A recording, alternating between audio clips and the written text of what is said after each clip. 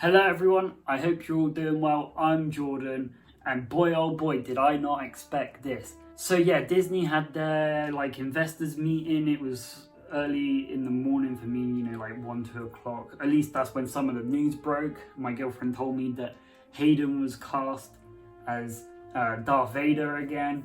At first I was like, I'm tired. I don't believe that. I've been hearing that for a long time. It's wishful thinking, but I don't think it's true. Like, where did you hear that from? And I was too focused on getting my video up because it took longer than I expected. And today I was going to do 2 different videos, but hopefully I have time to do them next week. There's so much content for me to get out. It's quite overwhelming. But I had to talk about this. This is very exciting. I didn't realise that the Disney investors meeting was on when it was on.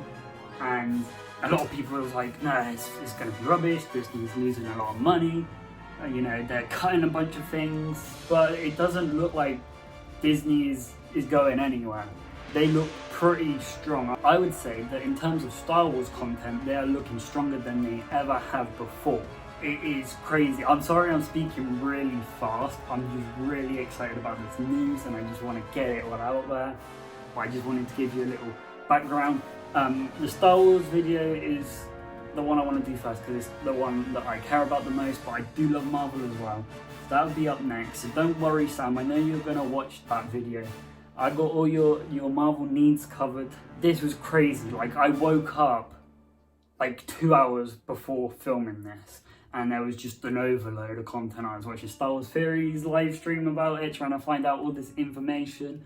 I saw Star Wars Explained. I was looking at Polygon and I was like, okay, I don't like how you're wording certain things because you're talking about a kid's film and then you have a vulgar language.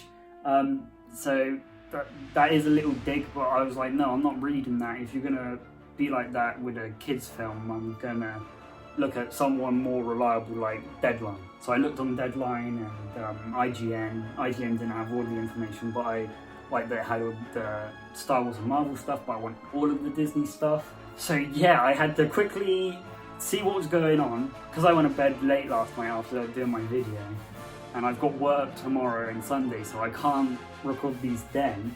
It is a bit of a manic last Christmas rush, that's what it feels like. I'm just warning you that there are potential spoilers, probably more soft spoilers, so if you haven't caught up with Mandalorian and stuff, just keep that in mind and be cautious. I probably won't go into spoilers heavily, but there is a risk that I will go into it because I haven't scripted this until I haven't even taken notes. So I guess I better begin. What do we talk about first? There's so much to talk about. I was not expecting this at all. So let's first of all talk Mando. So Mando Season 3 is confirmed for December 2021. I haven't even watched the latest episode. That's how crazy this morning has been for me. I did that theory video yesterday, got up, loads of information, had to talk about it because I'm really excited about it and I wanted to get it out there. So, I'm wearing my Mando top. I was not ready to do this video. I was planning on doing another Mandalorian video and my Lego Star Wars holiday special, finished re-recording the things I struggled with that. But looking at it now, I don't think I have time to do that. Hopefully next week I can have some free spare time where no one's here and I can actually record. Whew. So that's all I've learned about Mando, is that the next season is going to be coming out in December 2021. That is quite late in the year compared to this year. What was it, October 30th this year? And it was like November the year before, I think, November 14th. So it feels like quite a while before then, and it's going to go into January and maybe February, I guess. But I wonder when in December it will be. I don't know if they'll have a break for Christmas or if they'll upload it around Christmas, like in the same Christmas week. I don't know. So there's not much to say about Mando, but Mando's Mando. Mando's cool, everyone likes Mando, so that's enough about that. I guess we'll go to Ahsoka next. Everyone's been saying that there would be an Ahsoka live action TV show, and I kind of didn't believe it, but also I did not believe it, and just, I didn't really pay attention because I was just like, people always say these things. And like half of them are true and half of them aren't, so it's a bit like, take it with a grain of sand for Anakin. get into Anakin later. So Ahsoka is gonna be set in the same time as The Mandalorian. Spoilers if you haven't watched Mandalorian. It looks like Ahsoka will be looking for Grand Admiral Thrawn and Ezra in that series. Maybe come across a couple other Jedis. Maybe Cal Kestis could make an appearance. Maybe even Mando and the Child will make an appearance. I keep calling him the Child. Grogu, maybe they will make an appearance in it. But that makes me think that my theory about Grand Admiral Thrawn being in the finale of Mando Season 2 a lot more. So Ahsoka is starring Rosario Dawson. I hope I said that right. I'm not the best at pronouncing things. So yeah, I'm really excited to see it. I've heard that it's going to be a one series thing, which I'm a little bit worried about. I hope that they want to see how it is, and then if it's successful, maybe do a bit more than that. Or it needs to be a bit longer than the Mandalorian season. I think I've heard it's 12 episodes, which might be alright, because I think Mando is quite short, but because it's got multiple seasons, it makes up for it. And they are quite connected, as it went like chapter 8 when it was episode 8, and then season 2 episode 1 was more like chapter 9. So we don't know who's playing Thrawn or if Thrawn's in it, but he probably will be, and I hope it is Lars Mikkelsen.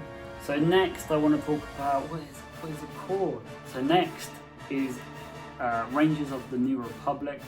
I am pretty excited for that. It's another spin-off linked to the same time frame as The Mandalorian and Ahsoka. It was funny because I heard like Star Wars theory say Dave being a character, and I find that funny because he didn't really want to be in Star Wars before, but now he is, and if he is going to be in it, he might be a regular character. And that other guy who's in the Mando, I can't remember his name at all. I've completely blanked. It's just an overload of content. But I am excited for that. Next up, Obi-Wan Kenobi show has officially confirmed that Hayden Christensen will be returning as Darth Vader. Now, that is awesome. Like Star Wars Theory, I'm a massive Anakin Darth Vader fan, and a massive Hayden fan. I think he's incredible. I don't think he was treated fairly when them films came out. I think a lot of people are appreciating now more the people who grew up watching them films than the original trilogy. I'm glad that they confirmed that they're still working on it, because some people thought that they cancelled it and stuff, and if you're not in the know, you might have thought that they stopped doing it. So I'm glad that they just told us that they're still working on it, it's not cancelled, and that Hayden is in it. They confirmed that they're still working on it. I think this is a one season show as well, which sort of makes sense because I don't really want Obi-Wan to leave Tatooine. I think it would ruin the flow of A New Hope, and that it's set 10 years after Revenge of the Sith, so that's right in the middle between Revenge of the Sith and A New Hope. That's quite an interesting time frame.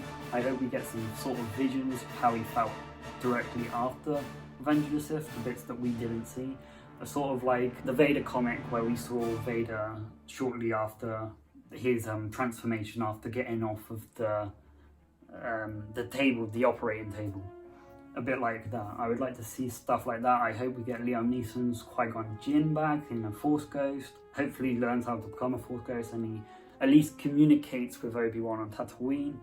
I've heard that they're going to have a match-up between Obi-Wan and Darth Vader, and I don't know how I feel about that, because I don't think Darth Vader should come to Tatooine, and I don't think Obi-Wan should leave Tatooine either. I don't think they should have a fight, in my opinion. I would rather, because I just feel like it will ruin the fight in A New Hope between Obi-Wan and Darth Vader, because it was so slow. It was like they were a bit worried about what each other can do, and if they fought before, unless it's like a crazy fight and then that's why they are worried in A New Hope, but it seemed like they didn't see each other since the Battle of Mustafa. So unless it's a similar sort of thing, I wouldn't mind it as much if they had a massive fight somewhere. Maybe Obi-Wan has to leave Tatooine for whatever reason. Maybe he finds something to do with Ahsoka or a rebel or someone that he's cared about in the past. Maybe he tries to find Yoda. Who knows?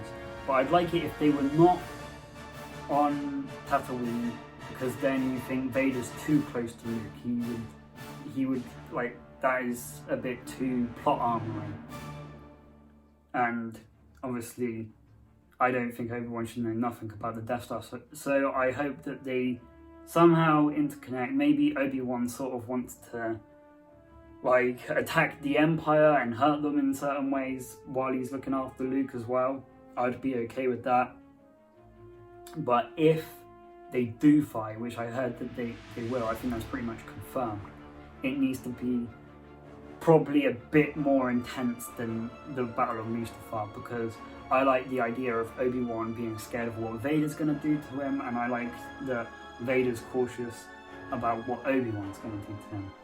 I did like the fan film where they reimagined that fight, but to me the original was the best. And because of the prequels, their fight seems a little bit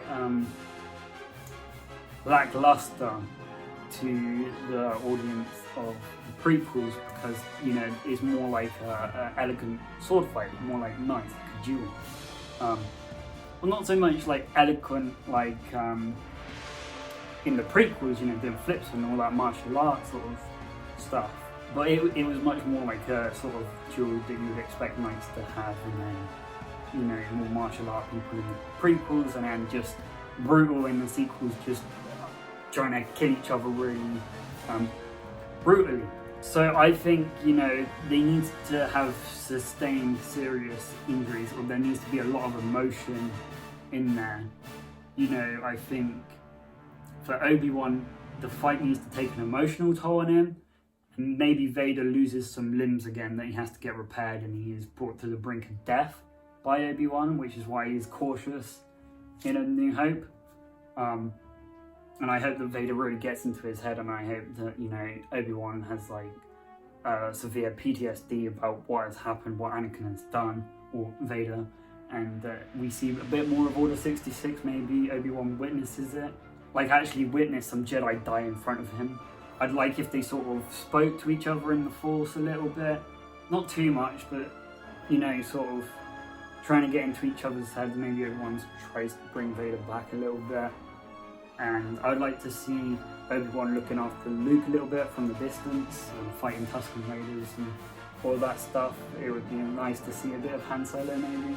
It's just like an Easter egg. Some people might think that that's a bit of fan service, unnecessary, but I like that idea. It's just that, you know, they could do a bunch of things. It'd be quite cool to see Boba Fett and the Emperor again in that series. I think the coolest thing about that series would be, to me, is if it's not just about Obi-Wan, if it's sort of half about Obi-Wan, half about Vader, and you see them doing different things sort of at the same time. I really like that idea. I know it is called Obi-Wan. I'm very excited. A lot of people love Obi-Wan, so it is going to be good. It's got Ewan McGregor, Hayden Christensen. The boys are back in town, and I feel like this time, because we were younger when the prequels came out, our voices weren't heard as much.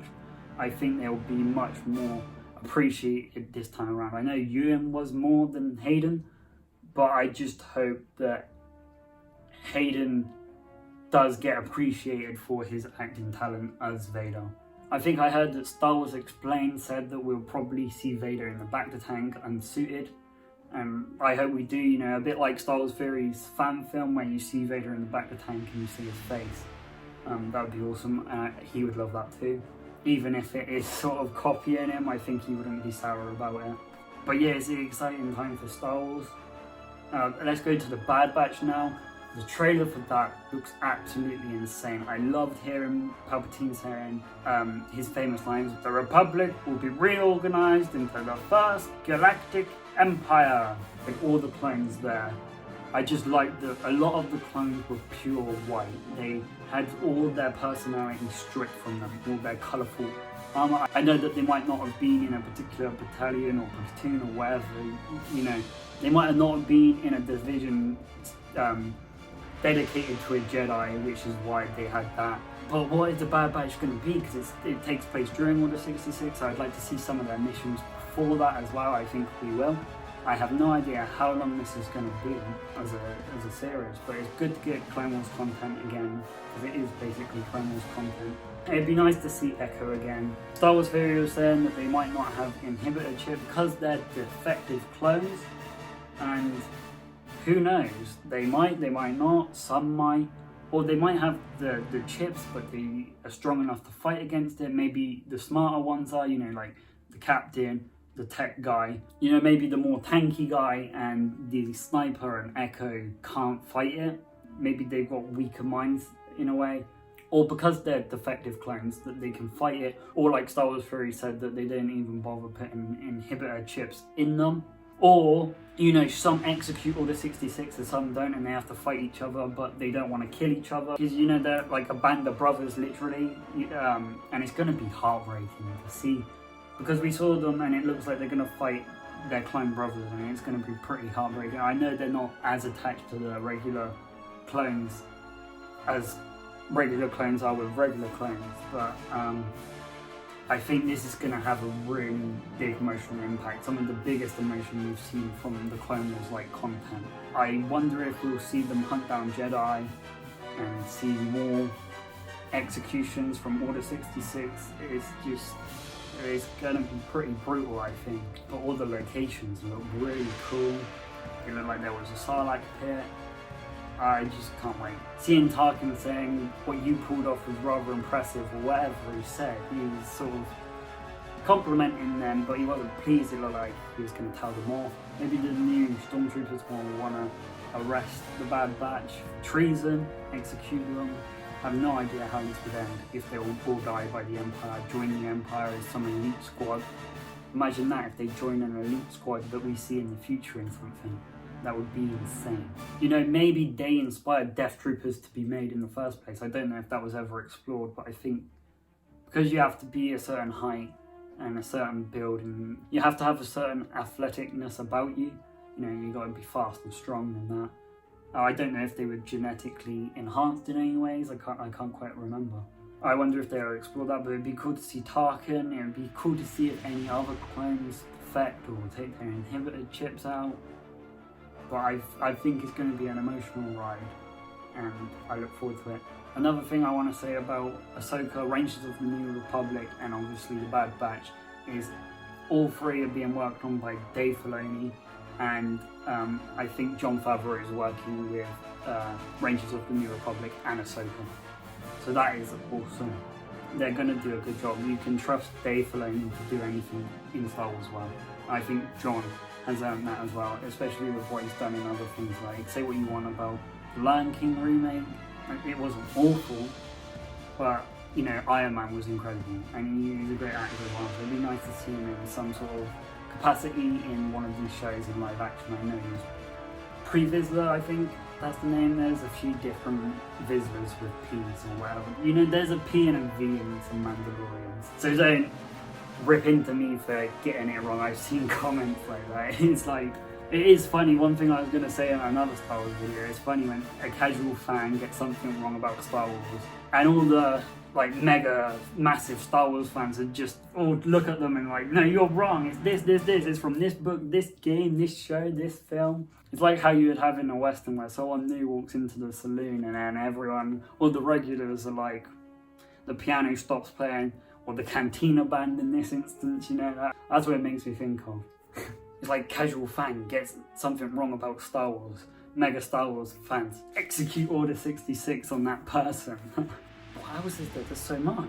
So we also got a sizzle reel of the Andor show. I don't know how long this is going to be on. When I first heard about it, I didn't really care. I was a bit cynical about it, Cassian and but as Star Wars Theory said, it's going to be like Rogue One, and if you liked Rogue One, you will like this. And I loved Rogue One. It was my favourite Disney Star Wars film, and Jyn Erso is my favourite female character. I don't know if she'll be in this. I would love to see K2SO, see how maybe they met and Cassian reprogrammed him. And I would love to see Saw Gerrera again.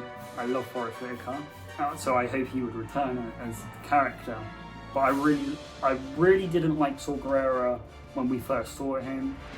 But I think, like everybody in the Clone Wars, they get developed and you learn to love them.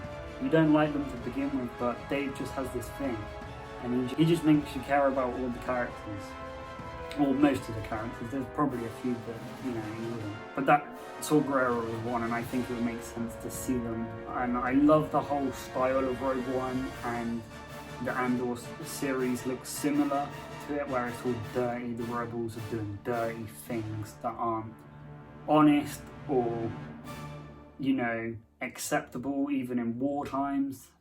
And I like that the lines between good and bad are blurry. I like that some of the rebels are doing really awful things for a good reason, but like Palpatine says, good is a point of view. Love that line. And I like that some of the Empire think that they are doing good, that they are bringing peace, security and justice to the Empire, and that the rebels are terrorists. I love that it's not so clear cut.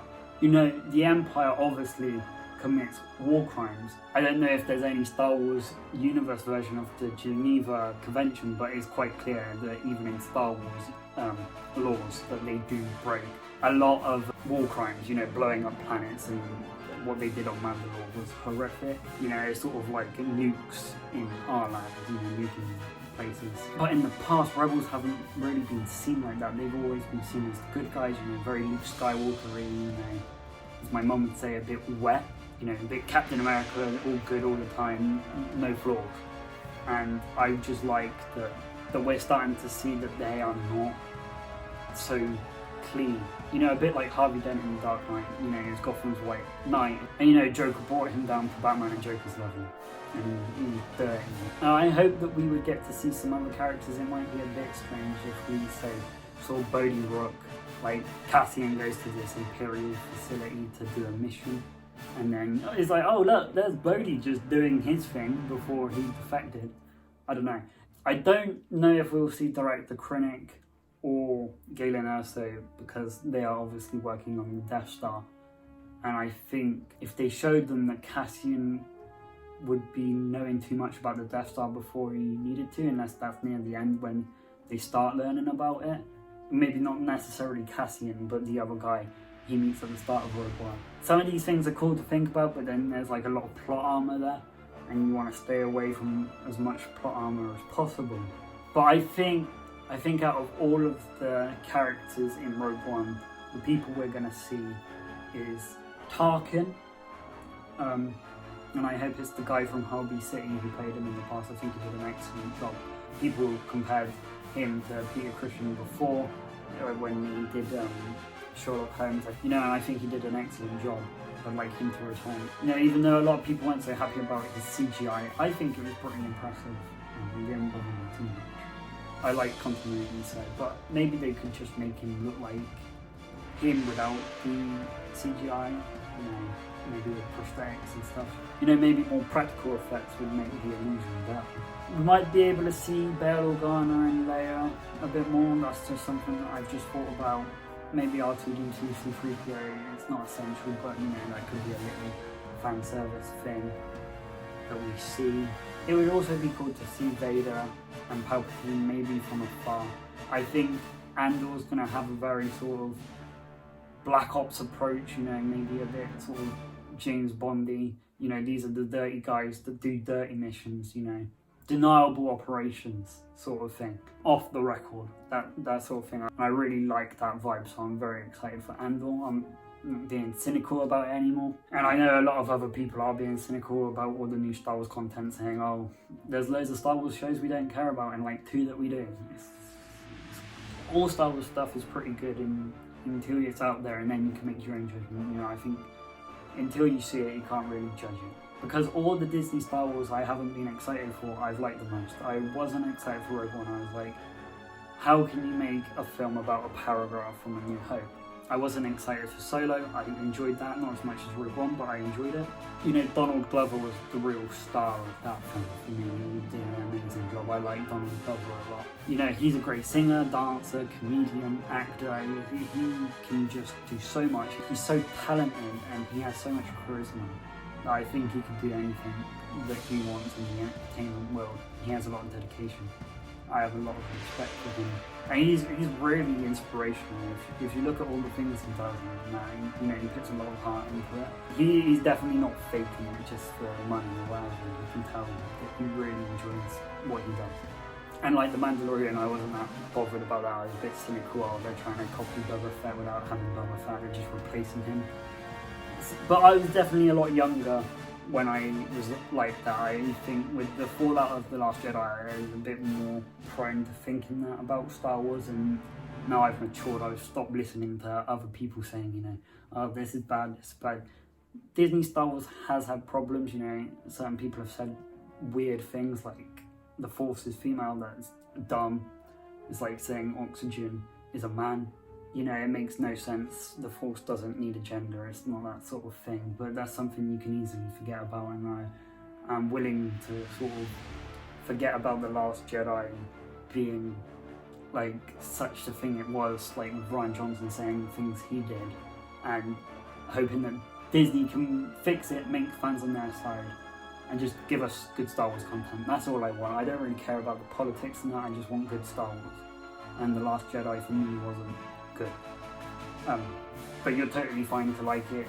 It doesn't bother me. I'm glad that people enjoyed it. It's just not the one for me. I know it's not the one for a lot of other people, but because of that, they're just saying that everything Disney do is bad, and they pick up little tiny things, and like original trilogy had a lot of issues, but people just don't like to talk about it. And I love the originals, you know, don't get me wrong. I'm not saying I don't. I'm just saying you've got to treat things fairly. If something has an issue, you've got to treat the same issue the same way in a different thing. You can't accept it in one thing and not in the other just because you don't like, say, Disney or Kathleen Kennedy or whatever. I'll briefly touch on Star Wars Visions. I've heard it's just a lot of anime creators creating different things in the anime style for Star Wars. I've never watched anime, so I'm not that informed to tell you what I feel about that. I will check it out, you know, I'm the guy who will be like, oh, it's Star Wars, I'll check it out, see if I like it. But I'm not the guy who's like, oh yeah, I love all of Star Wars because I love all of Star Wars. I'm not that type of fan, but I'm not one that's like, you know, because they messed up in the past, I just don't like all of it now. You know, I got to try it to see if I like it. I'm very open in that way. I'll be sure to check it out. Maybe my sister will like that. She's recently got into anime, so maybe that will make her like Star Wars a bit more, because she did enjoy Rey. And I'm glad I like Rey too. I just didn't like the way that she was written. I thought it was a bit lazy how she got her powers and how strong she was, which I think is a valid criticism. You know, I'm not just saying, I hate women, I hate Daisy Ridley. You know, I like Daisy Ridley, I like her performance. It was just that I didn't like. So don't sort of start saying he hates women, you know, because some people are like that.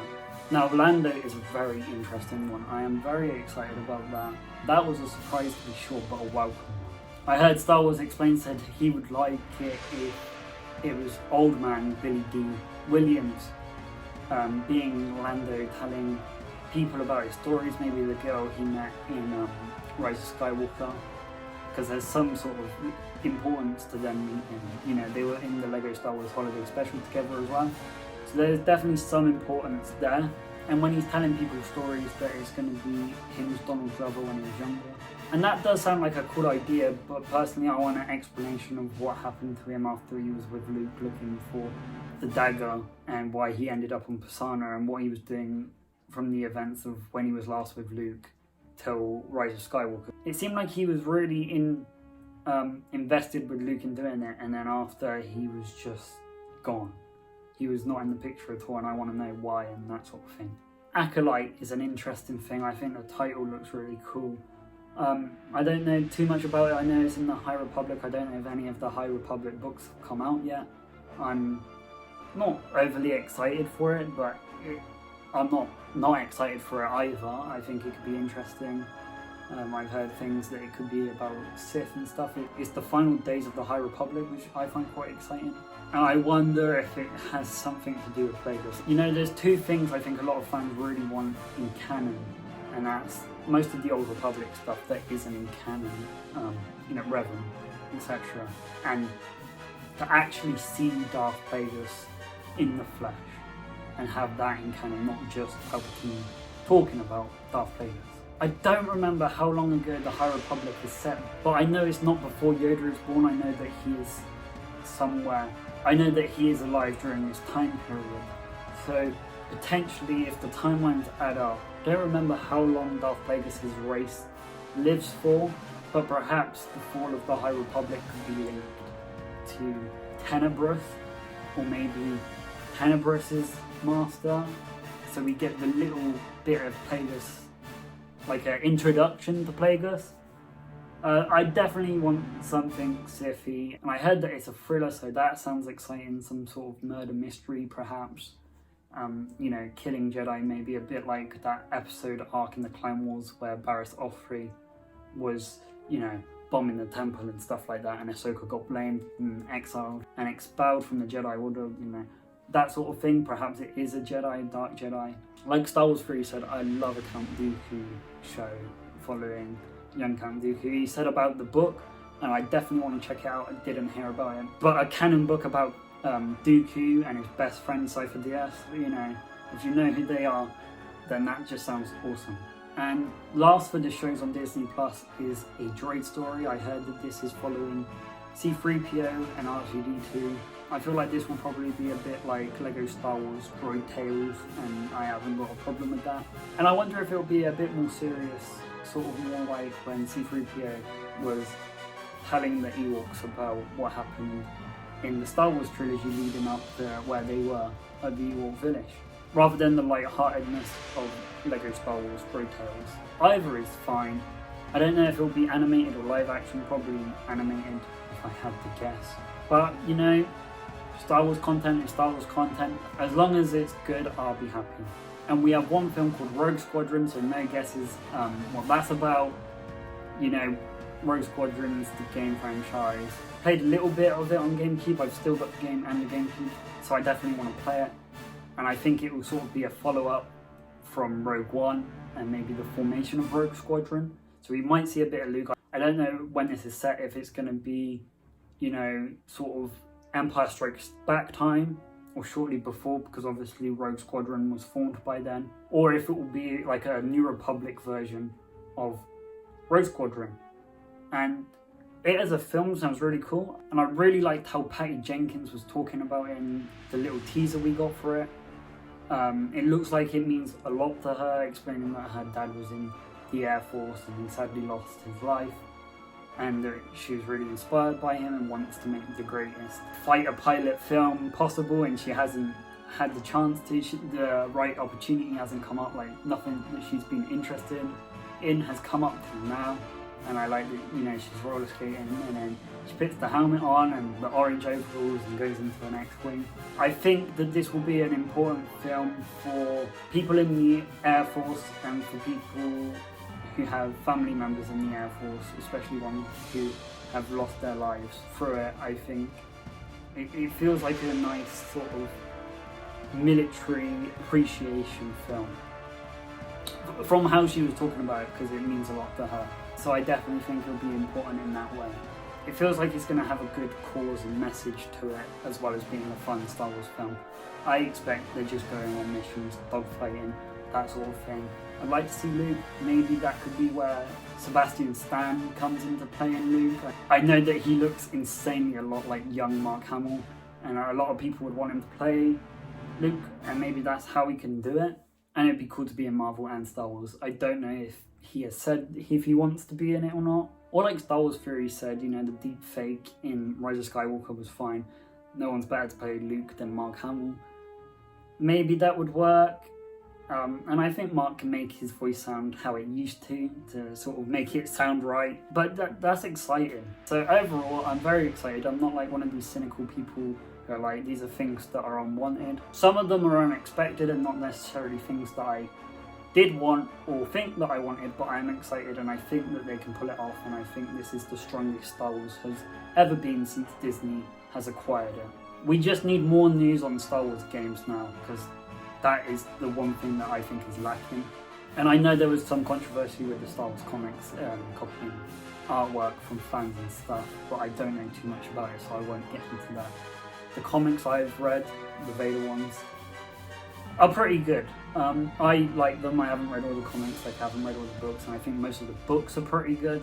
I definitely want to get into the Star Wars books and comics, just see what they're all about and make my own opinions on that. So I hope you're as hyped for the new Star Wars content as I am, and I think the future of Star Wars is looking very bright. I hope Disney can turn all of this around. One thing I forgot to mention quickly is We heard that Taika Waititi is going to direct a Star Wars film. I hope he's given a trilogy. It's going to be good. I expect it to be rather similar to Thor, Ragnarok and Love and Thunder, which I'm also excited for. Very colourful, very funny. I love Jojo Rabbit. I think they had a good balance of humour and emotion and all of that. I think it ticked all the right boxes, that film. It was incredible. I watched it in the cinema. That might have been one of the last films I've watched in the cinema. Like, since the pandemic started, I haven't watched one since at the cinema, unfortunately. And with things, how it's going, it looks like the cinema might be dying with HBO Max. And Patty Jenkins was pretty annoyed about that. I think she directed Wonder Woman and the new one, or the new one at least. And she's angry that it's not going to be in cinemas and that it's just going to be on HBO Max. I haven't watched either Wonder Woman, but I'll get around to that. DC EU films I'm not that excited for. I didn't like Suicide Squad, so that left a sour taste in my mouth, but I am excited for the new Batman film, and Joker is incredible. So, and interestingly enough, we didn't hear anything about Rian Johnson's trilogy, so I have no idea what's going on with that. If it's taking him longer to work on, if he's not really trying to work on it, or if it's been taken away from him with all the backlash of how he was treating fans in The Last Jedi. Because liking The Last Jedi or not is one thing, but the way he treated fans was poor, and that was inexcusable. That was not good. And if Lucasfilm don't like that, they might have got rid of him. And it doesn't seem like he's that enthusiastic to be in a rush to make a Star Wars trilogy. He seems to just sort of do his own thing and not really have respect for the franchise. That's my opinion. So, maybe he's not doing one, which I wouldn't be completely mad about. I don't think he really understands Star Wars like Star Wars Theory said. And I think The Last Jedi would have been okay if it was far away from known characters, and that if the new trilogy that he might be working on is set completely different, different time, different part of the galaxy, all of that, I think that will be fine, because he can't ruin anything. But that's it for me. So leave a like if you enjoyed, subscribe if you're new, and hit that ding dong notification bell to stay up to date with new videos. Tell me your thoughts and opinions down below in the comments, and why don't you share it about with your friends and family, people who you think will enjoy this. I want you to watch more movies and shows. I'll see you in the next video, and may the Force be with you, always.